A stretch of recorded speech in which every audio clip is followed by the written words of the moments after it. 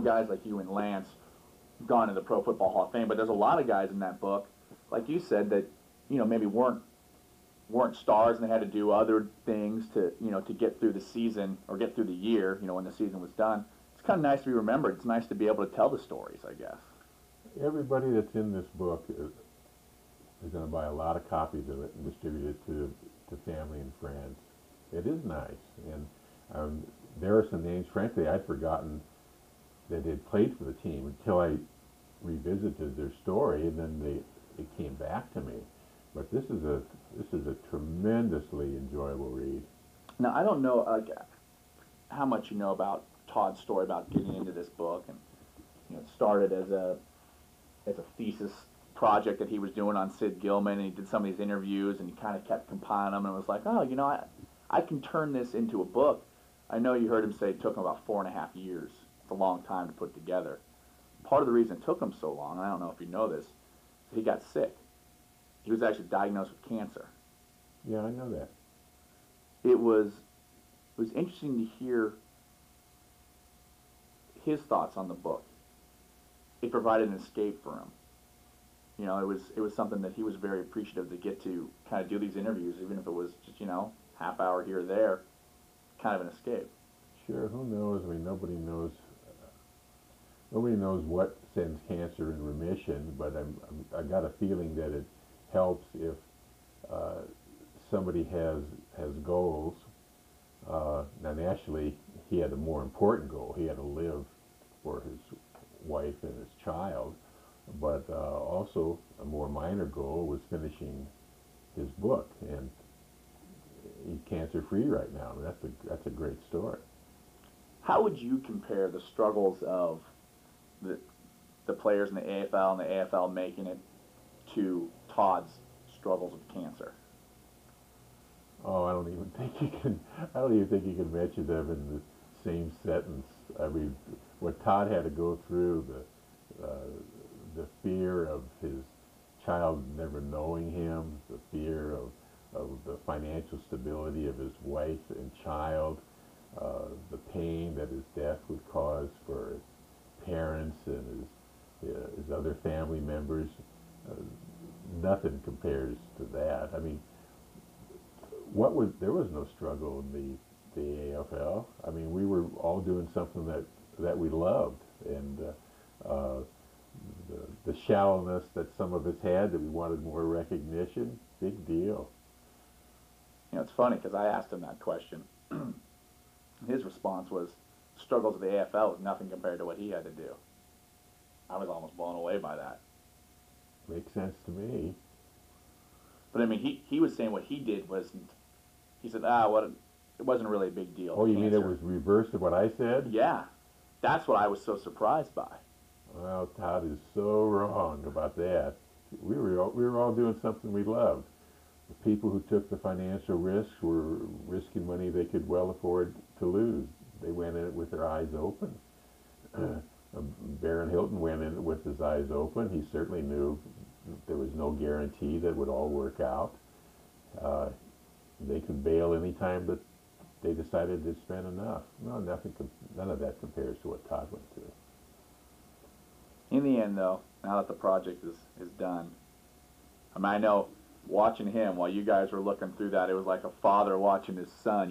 His little book. He was really beaming with pride. And I think it meant a lot to him to hear the things that you guys had to say about it. Well, I'm glad. He did a sensational job. He deserves a lot of credit for this. Turned out pretty nice. Turned out beautiful. It's a great history. Okay, that's all we need. Thank you. Perfect.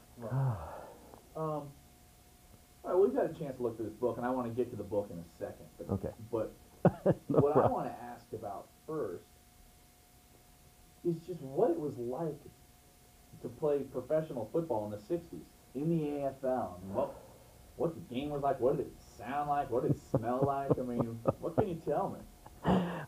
Well, it's a really hard thing to talk about because at the time it was the way football was played, and we played the game because we got a decent salary, but we played it because we could make more money doing that than anything else at that point in time in our lives, and we all enjoyed playing.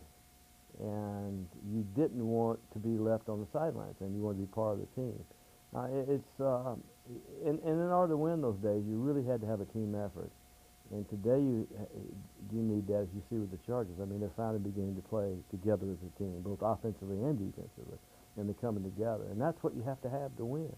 And in the day and age, it was a lot easier, I feel like, for the guys to do that because there weren't as many distractions.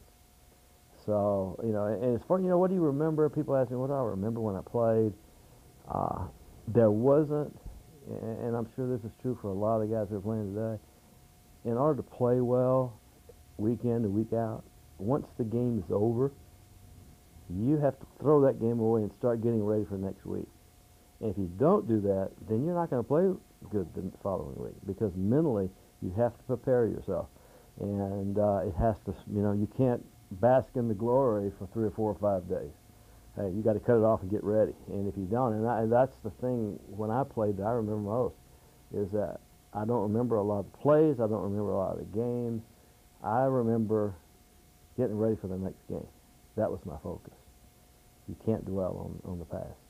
You talked about distractions and stuff, and I can see what you mean because nowadays the players are so big as far as, I mean, they're out there and everyone knows who they are, or maybe that wasn't exactly the case back in the 60s. It wasn't the case at all in the 60s. I mean, you know, people today, you know, ask me, well, do you get bothered by autograph hounds and this?